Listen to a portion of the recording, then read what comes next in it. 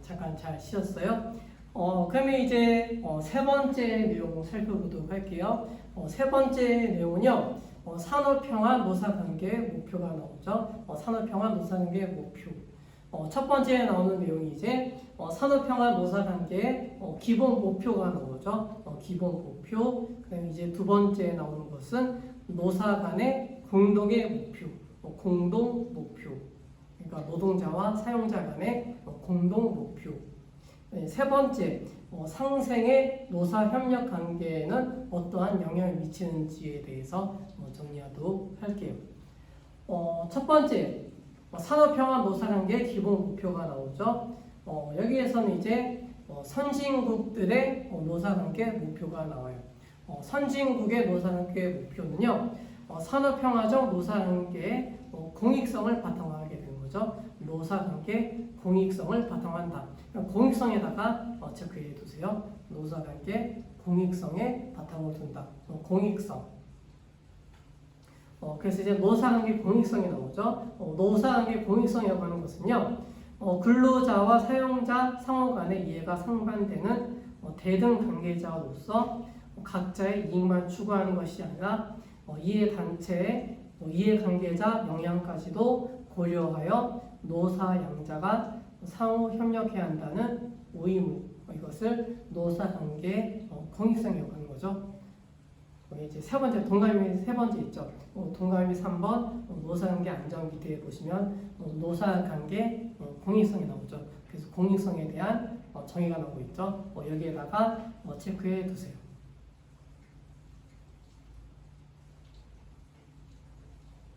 그래서 선진국의 노사관계에는 목표가 공익성에 바탕을 둔다.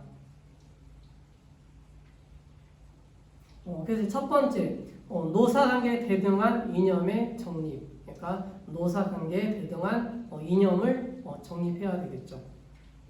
그 다음에 두 번째는 생산성을 향상시켜야 되겠죠. 노사관계를 통해서 생산성을 향상시켜야 된다. 그 다음에 공정한 성과 배분의 실현을 거둬야 된다. 생산성 향상 그리고 공정한 성과 배분. 이것을 이제 실현해야 되겠죠. 그래서 이제 노사관계를 안정해야 된다. 노사관계 안정을 위해서는 노사관계의 공익성을 추구해야 된다. 이렇게 정리하시면 되겠죠. 그럼 이제 여기서 이제 사용자가 추구하는 목표가 있을 것이고, 그 다음에 근로자, 노동자들이 추구하는 목표를 가지게 되겠죠.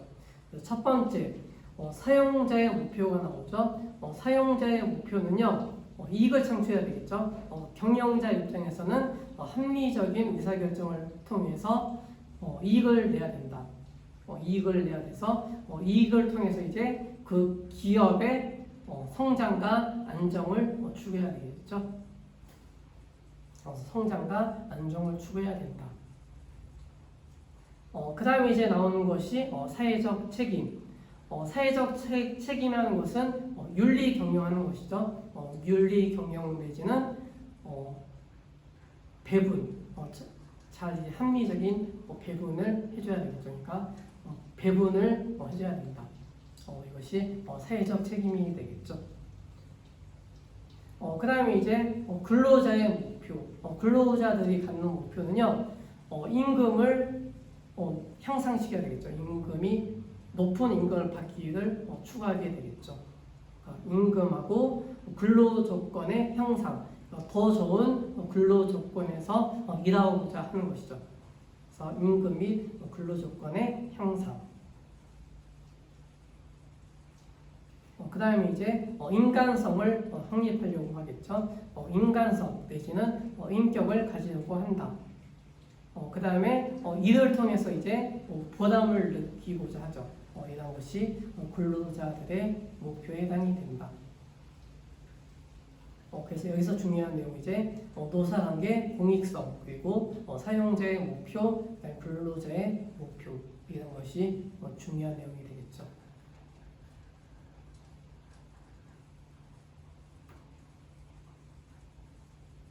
그다음에 두 번째 나오는 것이 이제 노사 간의 공동의 목표가 나오죠. 노사 간의 공동의 목표는요.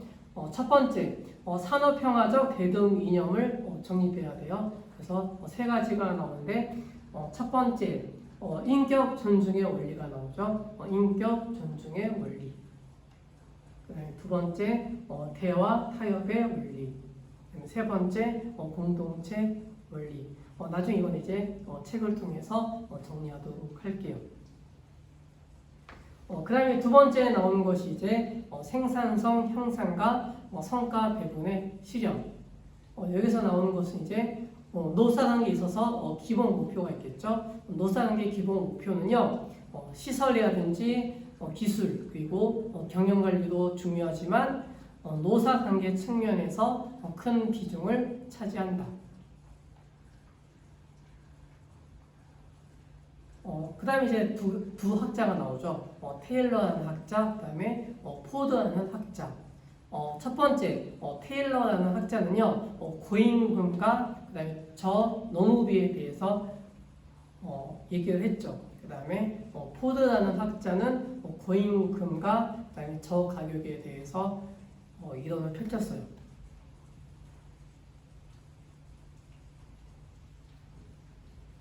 그 다음에 세 번째, 노사합의 정책이 나오죠. 노사합의 정책.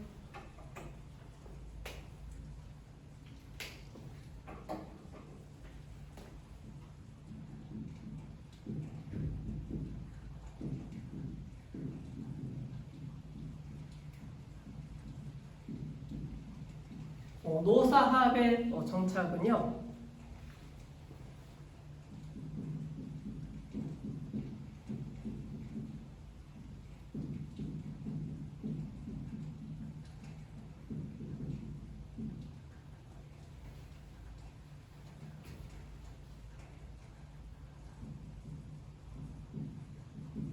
선진국의 노사관계 기본 목표가 되는 것이죠.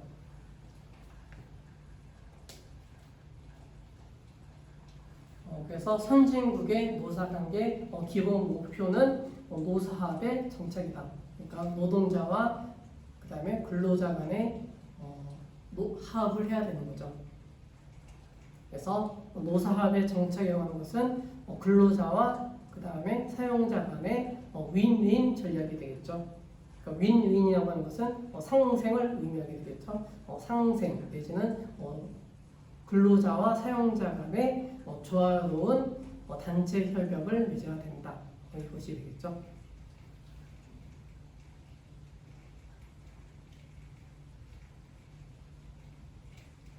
그래서 이제 때론 이제 근로자와 그 다음에 경영자 간의 분쟁이 발생하겠죠. 분쟁이 발생하게 되는데 이러한 분쟁의 원인이 나오고 있죠. 분쟁의 원인은요, 첫 번째 권력 파워적 문제가 있겠죠. 권력 파워적 문제.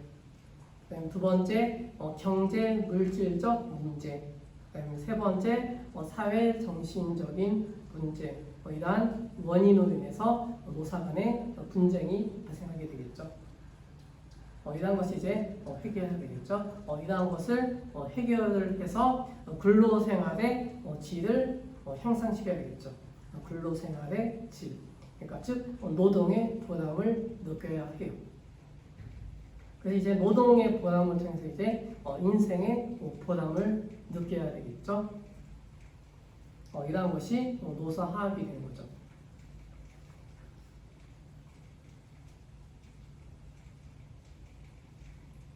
그래서 이제 세 번째에 나오는 것이 이제 상생의 노사 협력 관계의 영향이 나오고 있죠. 그래서 노사 관계에 결여된 영향 원인을 살펴보면 첫 번째 저임금 수준 그리고 생계비 수준의 미만 이라는 것이 원인이 되겠죠.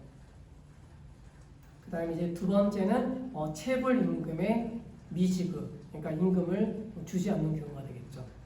그 다음에 세 번째는 유급 휴가제 실시의 미흡. 그 다음에 네 번째 근로조건 개선 문제 등 전반적인 이익 분쟁의 성격. 그 다음에 다섯 번째 어용 노조 퇴진과 민주노조에 인정을 해야 되겠죠. 그 다음에 마지막으로 노조 결성 방해를 중단해야 돼요. 그러니까 노사관계가 결여된 영향 원인에는 이러한 6가지 원인이 있겠죠.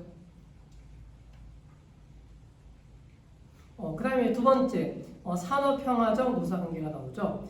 산업평화적 노사관계는요, 상생의 노사협력관계가 이루어지는 것이며 노사 갈등의 영역을 완전히 해소할 수 있는 것, 이것이 산업평화적 노사관계가 되겠죠. 그래서 한 학기 동안 산업평화적 노사관계를 갖기 위해서는 서로 경영자와 근로자 간의 상생의 노사협력관계를 가져야 되겠죠. 그리고 노사 갈등 영역을 완전히 해소해야 된다.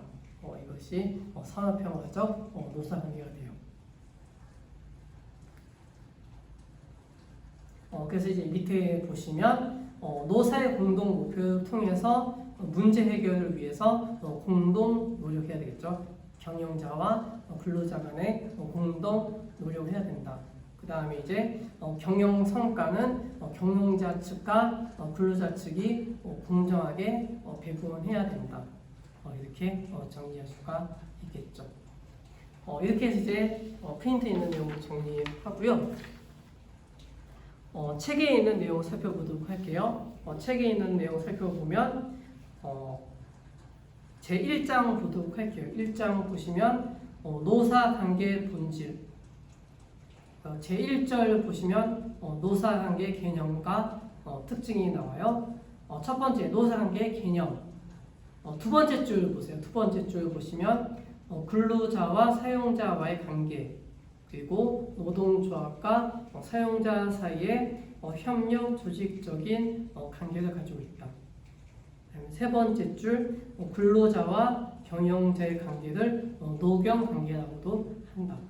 두 번째, 세 번째 줄에 체크해 두시면 되겠죠. 그 다음에 이제 학자들의 개념이 나오고 있죠. 첫 번째, 레스턴 학자가 나오죠. 레스턴 학자는요, 그 밑에 줄 끝에 보시면 근로자 조직과 산업 경영자 간의 갈등 처리뿐만 아니라 임금, 그리고 생산성, 고용 보장, 고용 간행, 노동조합의 정책, 그리고 노동 문제에 대한 정부의 행동을 포괄한 노동의 모든 영역을 포함하는 것이다. 이렇게 정의 내리고 있죠. 그 다음에 두 번째, 던롭이 나오죠. 던롭은 내줄 아래에 보시면 특히 나오죠. 특히 노사관계 제도는 특정 주역, 그리고 특정의 상호관계, 노사관계 이념, 그리고 산업 현장에서의 주역자들을 다스리는 목적으로 만들어진 제반 규칙, 그러니까 모든 규칙이 되겠죠.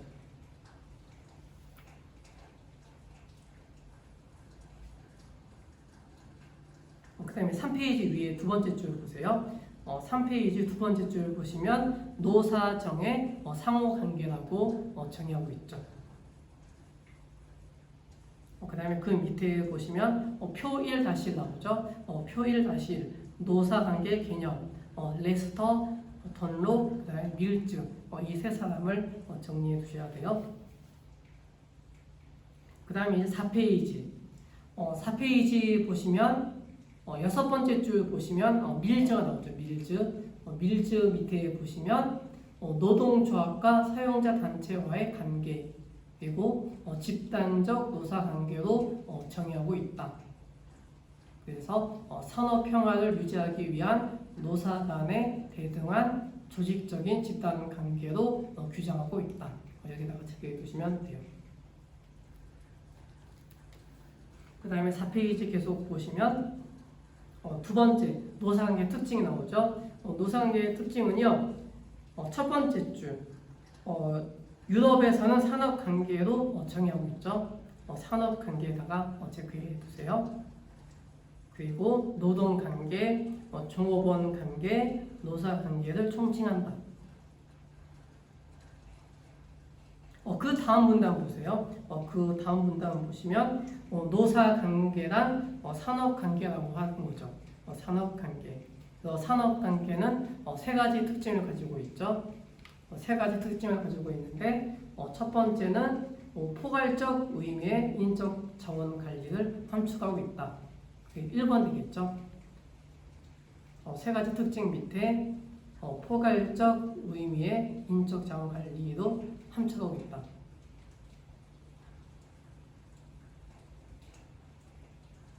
그 다음에 맨 밑에 줄 보세요. 맨 밑에 줄 보시면 기업의 경영자와 근로자 내지 노동조합과 대등하게 교섭하는 거래 관계를 의미한다.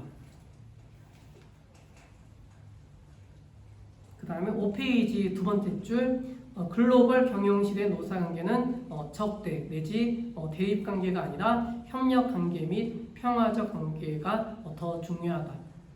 그래서 산업평화 정착을 위한 노사 공동체의 삶의 질을 목적으로 하는데 특징을 가지고 있다. 여기다가 밑줄 쳐 놓으시면 돼요. 그래서 이와 관련된 내용이 이제 표 1-4 나오죠. 표 1-4를 체크해 두시고 나중에 정리하시면 돼요. 그 다음에 5페이지 제2절 나오죠. 산업평화 노사관계 기본 구조. 밑에서 5번째 줄 보세요.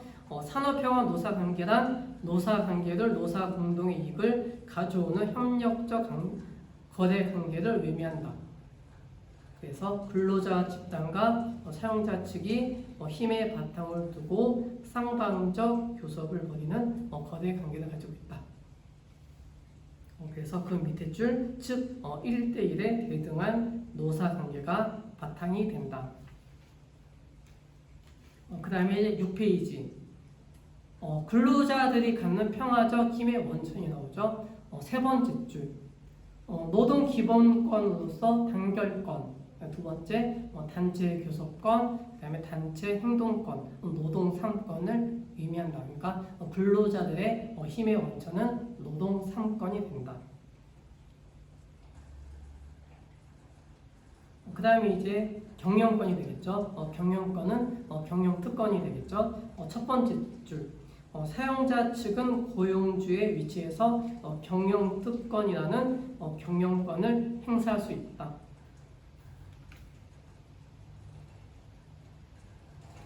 그 다음에 이제 7페이지 보세요. 7페이지에 그림 나오죠. 그림 1-1 산업평화 노사관계의 기본 구조 이거 체크해 두시고 정리하시면 되겠죠.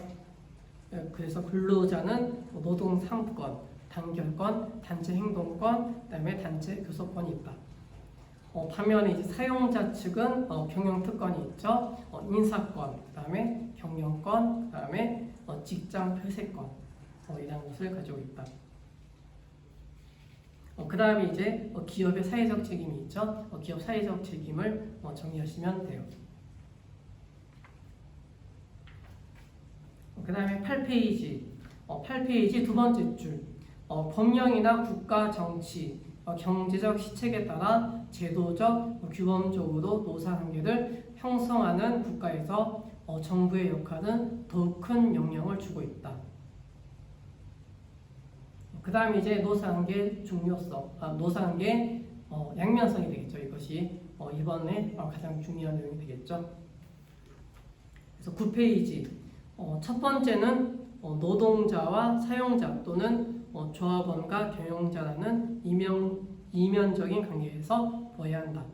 그러니까 첫째, 둘째, 셋째 나죠. 중간 정도 보시면 첫째, 노동자와 사용자 또는 조합원과 경영자라는 이면적인 관계를 보아야 된다. 두 번째, 개별적 노사관계와 집단적 노사관계로 보아야 된다. 그다음에 세 번째, 협력적 관계와 대립적 관계로 보아야 된다. 그다음 네 번째, 노사 대립 관계 경쟁성과 협력 관계 공동체성을 볼 수 있다. 여기에서 이제 단체 교섭 제도라든지 경영 참가 제도가 있겠죠. 그다음 두 번째 줄 밑에서 네 번째 줄 보세요. 제1차적으로 기업의 경제적인 목적을 달성하기 위한 관계에 있다. 그다음 밑에 집단 생활이라는 인간관계적 토대 위에서 맺어지는 것이기에 사회관계를 형성한다.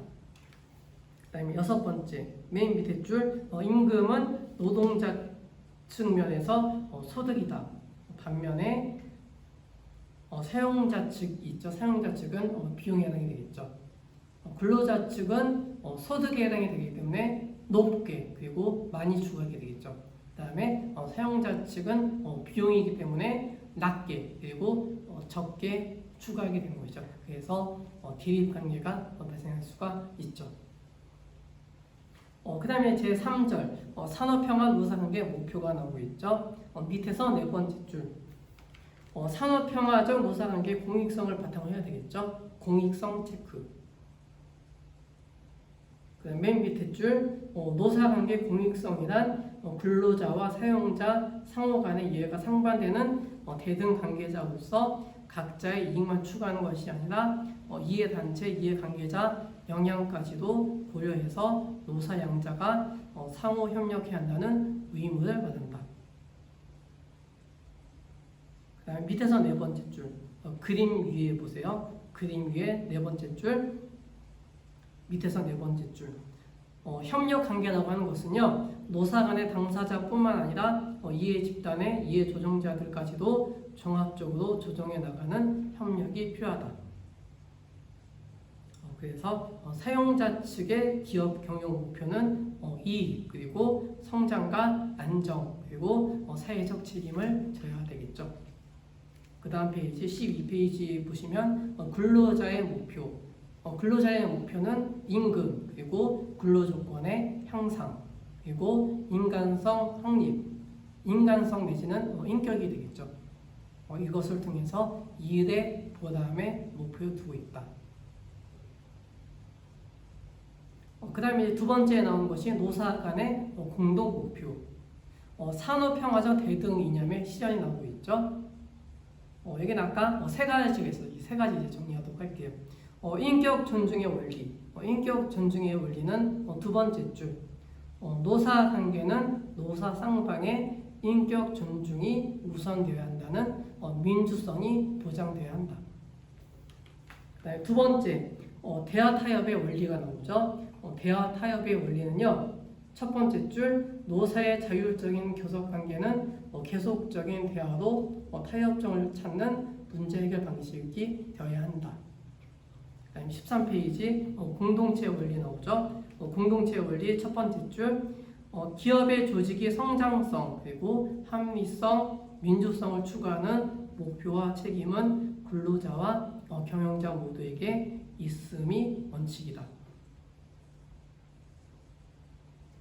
그다음 13페이지 두 번째 생산성 향상과 성과 배분의 실현 첫 번째 줄 생산성 향상과 공정한 성과 배분의 실현에 있다. 두 번째 줄 시설, 기술, 경영 관리도 중요하지만 노사관계 측면이 큰 비중을 차지하고 있다.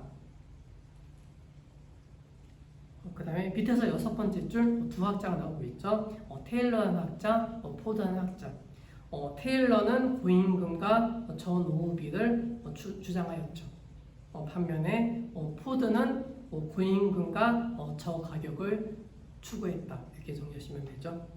그래서 생산성 향상을 통한 성과 배분의 실현 문제를 해결하려고 노력했다. 그 다음에 세 번째는 노사합의 정착이 되겠죠. 노사합의 정착. 세 번째 줄 보시면 노사합의 정착을 위해서는 노사 분쟁의 원인이 되는 것을 제거해야 되겠죠. 노사 분쟁의 원인이 되는 것은 첫 번째 권력 파워적인 문제가 있겠죠.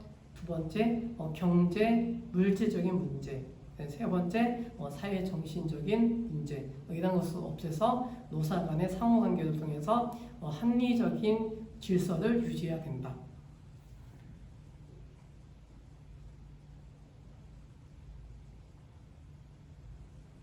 그 다음에 이제 여섯 줄 아래에 내려가시면 근로생활의 질 나오죠. 근로생활의 질 위에 체크해 두시고 인생의 보람 여기다가 체크해 두시면 되는 것이고. 그 다음에 15페이지 나오죠. 15페이지 그림 1-3 나오는데 이것은 나중에 시간 되시면 정리 한번 읽어보시면 돼요.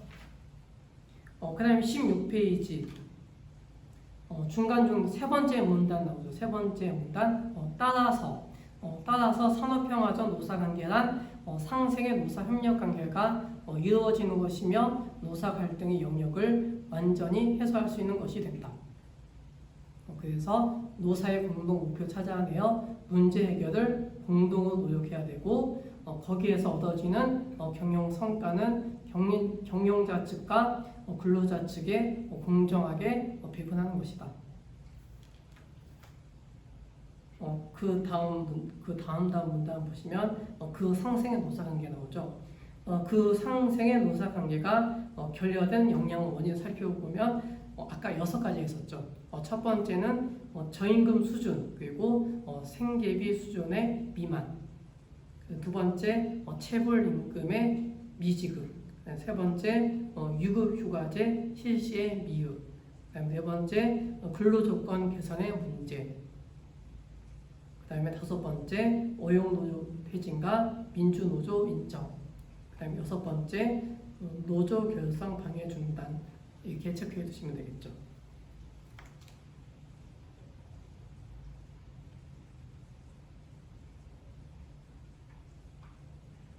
그래서 이러한 것이 이제 제거해서 이제 노사 간의 산업평화적 관계를 추구해야 된다. 이것이 오늘 공부한 내용이 되겠죠. 그래서 이제 오늘은요 간단하게 이제 노사관계의 개념 그리고 산업평화 노사관계의 구조, 노사관계의 목표에 대해서 정리했어요.